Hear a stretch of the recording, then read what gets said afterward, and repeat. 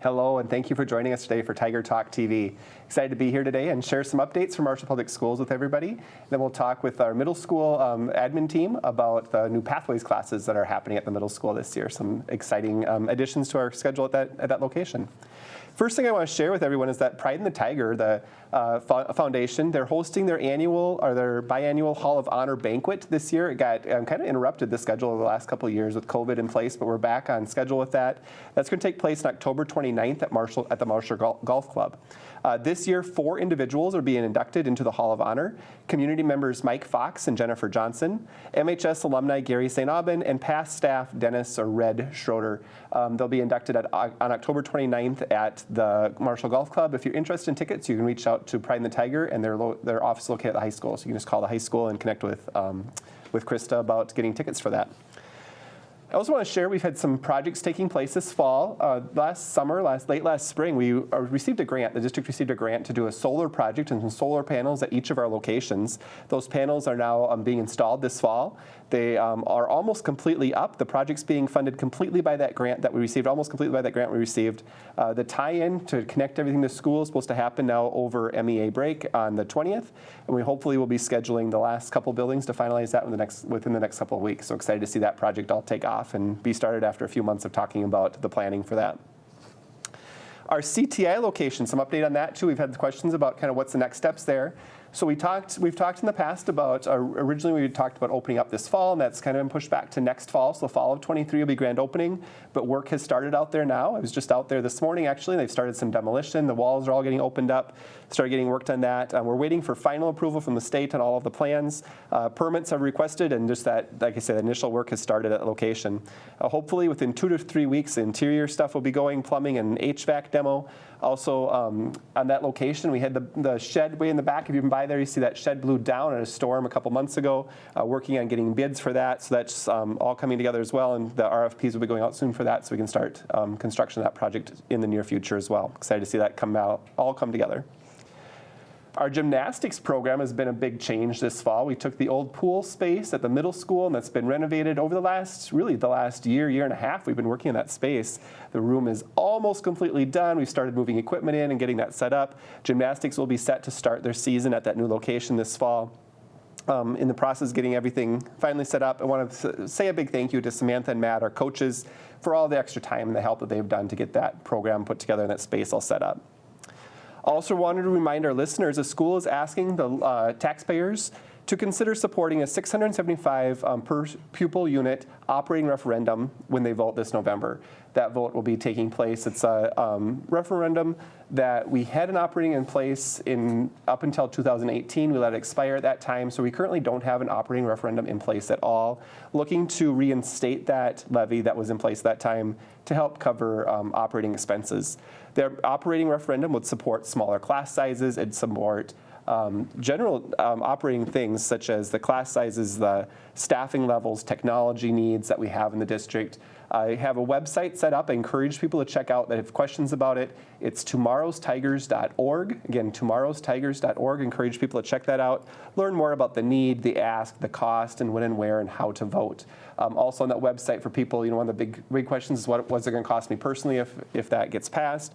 There's a tax calculator on there. You can put in your property information, find out exactly the cost of that. You can see what we plan on funding with that money and kind of all the things about how that would work. So I encourage you to check that out on our website. Well, we recently had Fire Safety Week in the district and the whole community. We had Operation Edith and stuff the community did as well. Fire Department open house. Part of that week, the Fire Department visits our schools, so our kids get to learn about fire safety and they get to practice kind of what that safety drill looks like at school and at home. Fire Department was in the different buildings. They brought fire trucks to the spot, so kids got to see firemen dressed up in their fire outfits. They see what that's like. They got to actually get up close and see fire trucks. And the fire department gave early childhood students some fire hats as well, so it was exciting for the kids. I know it's a fun program, a fun way to connect so the kids are familiar with what to do, what to expect in case there should be an actual emergency. Parkside update this month. Darcy shares we've got the really great reading program. It's a reading instruction that's taking place at Parkside that we're excited about, and actually it's taking place at Parkside and Southview programs we started with. It provides students with consistent, systematic, and explicit phonics instruction, a piece that we're adding into some curriculum there. Teachers dedicate about 20 minutes a day to phonics instruction and utilize some program scripts. We have some consistency across the grades, across the classrooms as to what that looks like. A program we're excited to be bringing in and starting at our elementary levels. We also want to share that with SKIP goals, it's been a big piece that we've been working on the last few weeks, getting our building goals set for the year. We first started with some fall benchmarking, testing students, see where they're at, and then writing and implementing some goals about how we're going to measure growth throughout the school year. This really plays into our work with looking at where students are at, especially after COVID, knowing that we've got this big gap. How are we going to identify those needs, these goals, or how we do that? So it's a lot of work took place this fall with identifying that. One of the things that buildings are doing that we want to talk about a little bit is some data meetings where they talk about each kid individually, what are their test scores, what kind of interventions and such do we need, and placing them in the appropriate levels, whether it be Tier 1, which is our general instruction, or Tier 2 for students who are kind of approaching standards, or the Tier 3, the students who are farther away from the standard have the biggest level of need, and looking at interventions and such with that, and how we're going to meet those identified needs for every student in the district. That's a lot of work that's taking place right now, really across all of our buildings. Southview Elementary, update for them this fall. They are excited to share that they're doing a monthly newscast, something new for that location. In the new building, we've got actually a green screen room where they can set up and do some recording. The students are doing an actual news program once a month that Mrs. Dulas is organizing with kids. They released their first one within the last couple weeks. They shared it out with the public. They had it on the website. Kids and staff got to bring it home and see it, and they shared it on their Facebook page. So some spots, if people are interested in seeing that, and go to the Southview Facebook page, would be an easy spot to find that. See the newscast, the students did. They have an anchor desk set up, and then they did some reporting and such within the building. Really a fun program, teaching kids a lot of skills about communications, and some standards they're working on with that. Middle school, who we're going to talk to in a little bit, they talked about some updates this month as well to share, in addition to what we're going to talk about today. Something that took place in middle school recently is the screening for vision and hearing for all the 5th and 7th graders.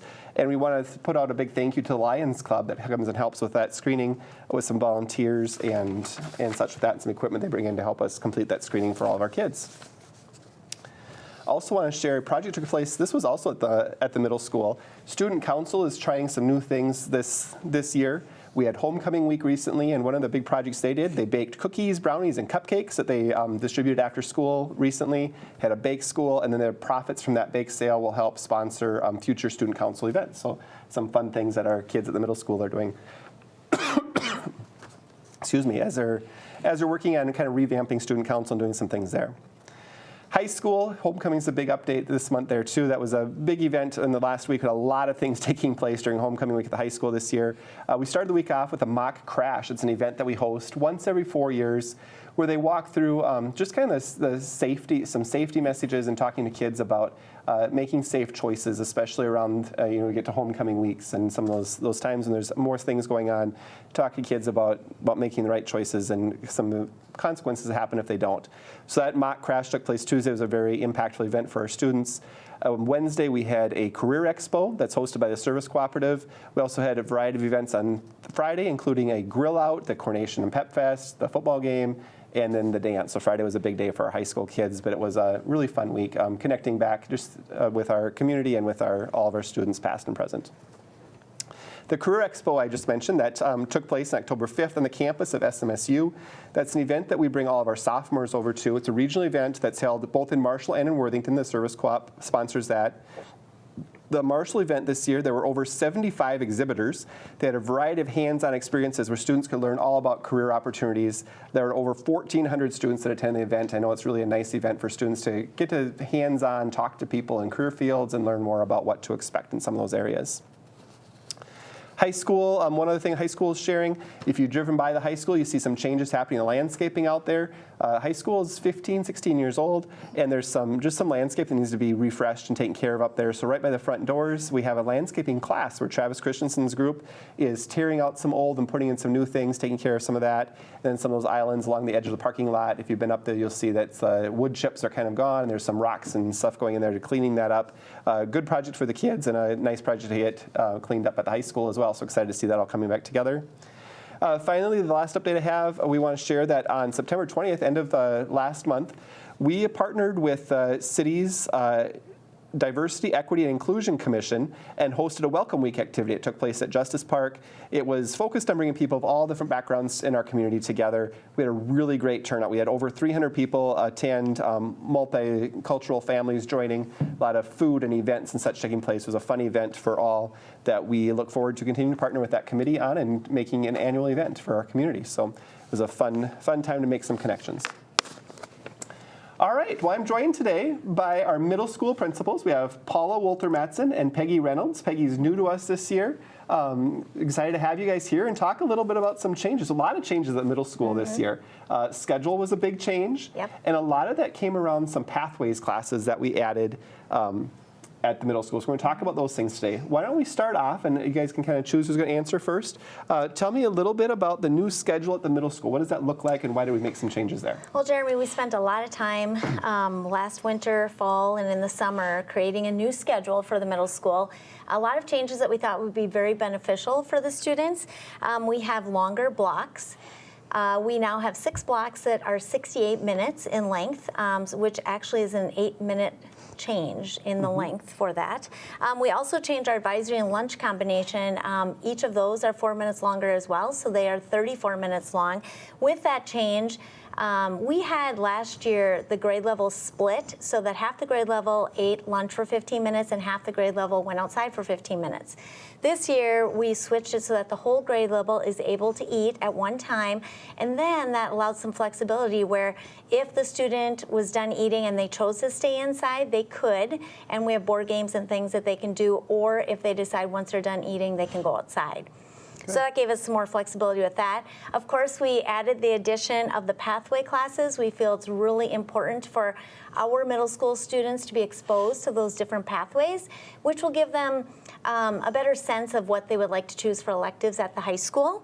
And then the last thing, we added guided learning, which we'll talk a little bit more later. Yeah. So Peggy, why don't you share a little bit about guided learning? Let's go right into that right now. Yeah. Guided learning is a new class. It looks different for the kids. What is that? What does that feel like? So almost all of our students at Marshall Middle School do have a guided learning into their schedule. It's either 68 minutes or it could be 34 minutes. And so the whole purpose of guided learning is to provide that block of time for work completion, number one, so that our students don't have missing assignments. Another thing is just to have that general support for academic skills. So we have our academic support specialists come in and they will work with different students.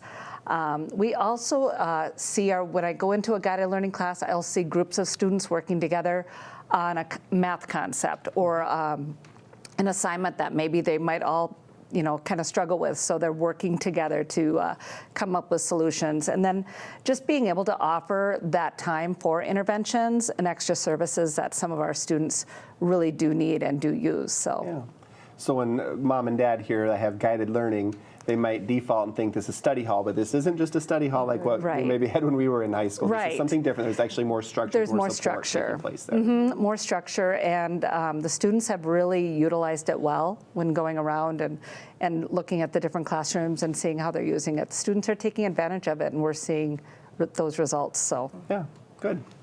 Good. So you mentioned the pathways classes. Why don't you tell me a little bit about what pathways we've added? Talk a little bit about that, please. So we have added an agriculture course, and that is for our 7th graders, and it is 1 quarter. We have also added FACS, which is Family and Consumer Science, which is for our 7th graders as well, and 1 quarter. And that is for all of the 7th grade. That's not an elective. That we want them all to be exposed. Then we have the PAYS Lab, which is not an elective either. It's for every 8th grader, and it is 1 quarter as well. And then we realigned some of our courses. So we have Media Arts, which is more using technology to create different examples of items, and that's for our 5th and 6th graders. And then for our 7th and 8th graders, we have the Visual Arts, which is the art projects that we would consider like with paint and sketching and such. And then we have realigned Spanish to be just for our 8th graders for a quarter as well. I know with some of those arts changes specifically, there are some changes in the state standard, so it changed maybe how we can structure that and which students need different things. So that certainly affected music and art, and then the graphic arts too, because there's so many different areas in art that we're required to provide instruction for. So some big changes with the schedule and that, but some important reasons to do it. And certainly the idea is, like you mentioned earlier, we want to make sure we're connecting kids to understand what they're going to be most interested in. When we get to the high school, we have so many more things to pick from they could be a part of. So that's why we really wanted every single student to have the exposure of all of those areas of the pathways, so that they can determine for themselves when they experience it if they like it or not. Yeah. So you guys mentioned an agriculture class. Peggy, I know we live in Southwest Minnesota. Ag is a big thing in this region. We got a robust ag program and FFA programming and such at the high school. Talk a little bit about the ag program at the middle school. Yeah, so we are really excited to offer agriculture for 7th graders. And so in ag, they're learning about agriculture itself, farming, different fields related to agriculture. They're learning how to grow things. So they have a grow lab there, which is really cool. The kids are excited about that. And then they're learning just basic, composting. How can we recycle, reuse what we're not using in our kitchen? So it has been really well received. The kids are liking it. Yeah, some fun experiences for them. Good. Another class you talked about, Paula, is the FACS class. So Family and Consumer Science. Again, this is aligns to classes and programming we have at the high school, trying to kind of set that foundation. You talk a little bit about what that looks like at the middle school. Well, there are 4 more main areas that they work towards. Foods, which is teaching the kids life skills, how to prep food, how to serve the food. And another area is hand sewing, where they are learning to literally make a stitch, sew on a button, and make little mini projects such as a mini pillow. And then personal finance. So the students are really learning how to budget and be aware of that, and learning how to manage a savings account, a checking account, as well as a credit card. And then lastly, relationships. They're really working on being aware of positive factors that can contribute to not only family relationships, but friend relationships and just their peers in general. Yeah. And again, when you talk about these classes, these aren't classes where kids are picking, I want to try FACS or I want to try ag. All students are exposed to these classes at some point, so that they get a good foundation, everything, so that when they get to be high school, they're picking that freshman class schedule, which is daunting sometimes when there's so many electives to pick from. They have a pretty good idea of what they actually have interest in or what those classes feel like. I think this is really helping them with life skills as well. We need the students to be able to know how to cook and prepare food and help themselves as well. Yeah, absolutely. Absolutely. So the PAYS Lab, that one's got a kind of a funny name. We haven't talked much about that one yet. Paula, you want to talk a little bit about the PAYS Lab, what that is, and kind of how that came to be? Yeah, so the PAYS Lab, PAYS stands for Practical Assessment Exploration System. And it really is a cool class because it ties in a lot of different areas into one class. So we have areas of where the students are learning about business and marketing.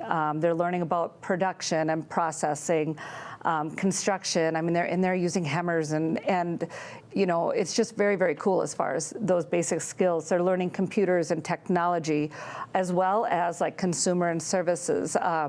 They were really excited the other day when I was in there. They got a cash register. And so just how to use a cash register, because these are life skills that are a lot of our teenagers, as they get into high school, they're going to be working in service industries for a few years. And so how can we give them the skills, the tools to use, as well as we have students who are going to go on and do this for careers. So we're just giving them those little, just a little taste of what it is like, and while providing them with in a safe environment where they can learn the skills, learn the safety procedures along with it. So really excited about that class. Yeah, they've been doing some cool things. That classroom sits kind of right by the door I come in and out of, and it's fun to always smell the smells coming out of there and see the activity, and the kids are always smiling. It looks like a great experience. Yeah, for they kids. just made chocolate chip pancakes, and that was great. They loved it. Spot to stop by. Yes, right. It's great. It's a fun class. That's awesome. And of course, you mentioned earlier that some other classes we've had, like Spanish and musics, and the technical media arts class still exists, and all those other pieces still exist. It's just kind of how we structure that, and making sure everyone gets opportunity to experience all of them. So it's a lot of hands-on activities that they're able to be a part of, which they're really thrilled with. Think about middle school-aged kids. So how better to engage them in school than to make it hands-on and real life and life skills, because they're at an age where they're going to start doing more of this for themselves. So let's teach them how to do some of those things and practice some of that at school. So I know I have a student that's at the middle school going through some of these classes, and I'm hearing about it at home too. So it's exciting to see those smiles and that excitement around some things that otherwise they may not be aware of. So good. Thank you for your work with those pieces. Something that I've heard us talk about a little bit is the kindness closet. So it sounds like a nice, kind thing to do, but why don't you share a little bit, Paula, about what that is and how that came about? You know, Jeremy, that has really been a nice addition for our families and our students. Last year, this was started by a teacher with the idea that how can we better support and help not only our students in the building, but also their families. So last year, this idea was come up, and not only are we benefiting the students, but the teacher is using that for skills for the students as well. It is really student-led. The students are the ones that set up shop, so to speak. So they are organizing everything, they are folding the clothes, they are helping the customers, they're bagging them, and this is all donated items that are given to them. And so they organize it according to like things together, and really it's shopping for free. The families come in and they can shop, and we have clothing of all ages, so it's not just for the middle school. We have baby to adult. We have toys, we have shoes and boots and bedding, all kinds of things. And it's available through all of our conferences, so once a quarter, as well as open house. We also had that open when families came in. And we just had conferences last Thursday, and I saw lots of families coming out with huge bags of stuff, which is a bonus. Great. Yeah, we really want that benefit for them. There is one other option. Students are able to go down there also during their advisory time.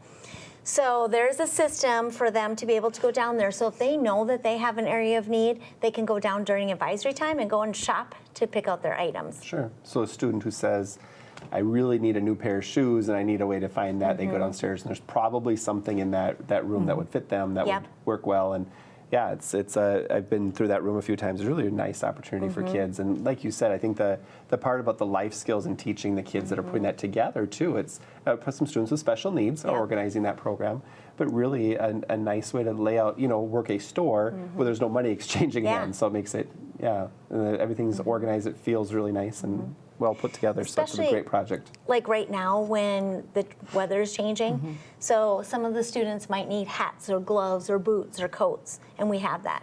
So then it's available for them during advisory to come down as well. Right.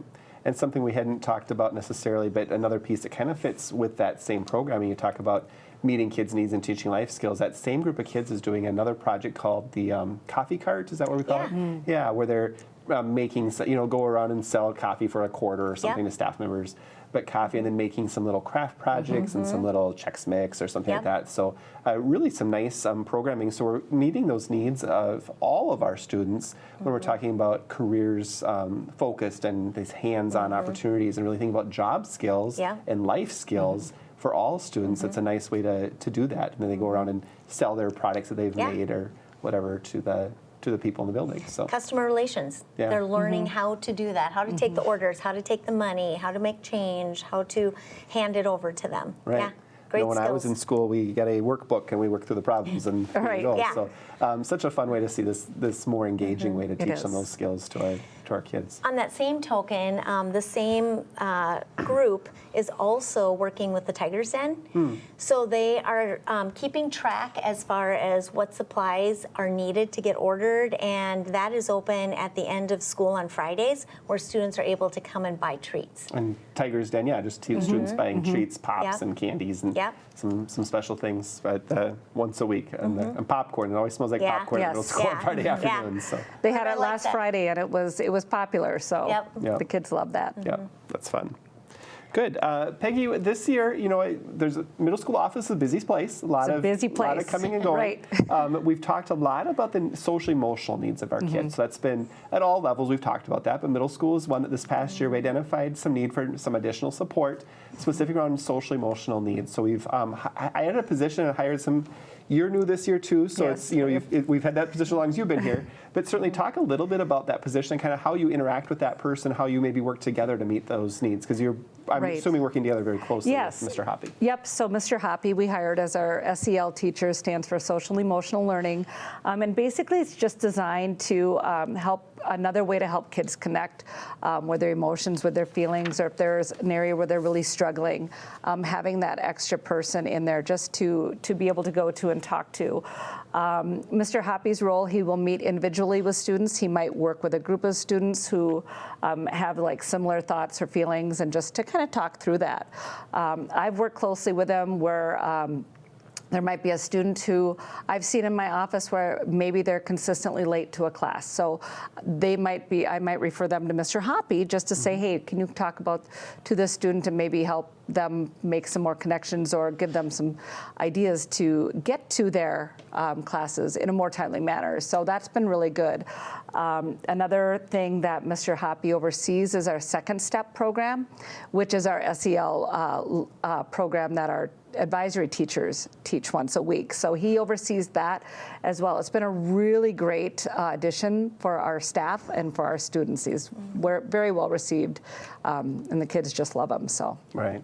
Yeah, he's been in our district for a while, and it's just nice to have that additional support, because we certainly understand and realize that there are a lot of social emotional needs of our kids. We want to make sure we're meeting them. As we talk about meeting all their academic needs at an individual level, we need to make sure we're doing that in all their levels as well. So great. Yeah. I've seen, Paula, a newsletter come out, the Tiger Family Vibe. There's also Staff Family Vibe that comes out on a pretty regular basis. Talk a little bit about that and where families might find that newsletter. So I started the Family and Staff Tiger Vibe last year. This year I'm really trying to improve that and increase communication even more. So this is something that comes out monthly, and we're really trying to communicate what would be beneficial for the families to know. We have upcoming events and dates in there, so things like pictures, picture day, picture retakes, conferences, anything that is pertinent to the middle school, information that pertains to the middle school. So for instance, when we had vision hearing screening, or we have a flu shot clinic coming up. Advertising, anything like that deals with our middle school. One thing we added this year that we didn't have is we added grade level newsletters. So in those grade level newsletters, they're talking about the academics that are going on, important information that they need to know about, special dates of things going on, all kinds of things very specific to those grade levels as well. Then we also have department newsletter parts in there, which pertains to like the nurse information, SEL, the media center, the tech department, any of those kinds of things to share with the families as well. And then we also added this year the athletic information. Just anything from the coaches or the seasons, or how to sign up for those new activities for now, like the winter season coming up, information that's going on also in the community, like to sign up for skating or things like that. And then there's information in there about student council, the yearbook, math team, Knowledge Bowl, anything like that. And we do send that out, like I said, monthly, and we put that link also on Facebook. And then we also send it out in email to all of the families as well. Great. It's a nice way to get one stop to get all the information we need, because we know that even at middle school level, they're bigger, but they still don't always come home and tell us everything. So, yeah, good. There were a lot of things that took place. Let's talk about one more thing. A lot of projects took place in middle school this year. I know you guys were around all summer. It was a busy summer in that building. A lot of work, a lot of trucks and dumpsters and stuff all summer long. Peggy, can you just talk a little bit about some of the things that took place in middle school this year? Right, yeah, there were a lot of projects, and me being new, it was kind of exciting to watch everything happen. But we were able to get new carpet, windows, and entry doors, which was really nice. The windows are exceptionally nice just because they're more energy efficient. That makes a huge difference. We've remodeled our pool area, filled that in for the gymnastics room, and then it'll also be a multi-purpose room that we'll use hopefully this winter when the temperatures dip below zero and we can't go outside. So that's awesome. We are getting a new bell system. Super excited about that. That'll help. We only have 3 minutes for passing, so just getting kids to get to their classes on time. We're hoping that will help reduce some tardies. So that's exciting. I believe that is going in hopefully this week. So that's awesome. Yeah. Track was resurfaced. Our PE department is using that pretty much daily, so that's great too. There was a lot of shifts as far as classrooms go, so just to better meet the needs of our students and just to better fit us academically. So there was a lot of shifts with our classrooms. Then finally, probably one of the biggest changes for our students was the use of lockers again and getting used to combination locks. But it's been really COVID good for changes, yes. Those COVID, they have not had lockers for a few years, and so getting used to combinations. But it really does make it more secure for our students for their belongings, and then their backpacks and coats have a home instead of having to go with them. So just a lot of really positive building-wide changes. Yeah. And a lot of that comes back to goals when we talked about facilities needs a few years back before we built Southview. The community was, we shared the importance of making sure we're maintaining the facilities we have. So there's funding from the state, long-term facilities maintenance money that's specifically for doing projects like that with the windows and the doors and bell systems that are outdated and such. And all these things you talked about, those are projects that were funded through that specific type of funding to make sure we're making the best use of the facilities we've got and maintaining those, as Eric said, last us as long as we can make them last. So fun to see that all come together, and appreciate all of the work you guys have done. Yeah. There's a lot of change in a building for this summer, but I think it's exciting. I think things are going really well, and I really appreciate you being with me today for Thank you. Tiger thank Talk. you. So thank you. And I thank everyone for viewing and for listening and joining us for Tiger Talk TV. We'll see you next month. Bye-bye.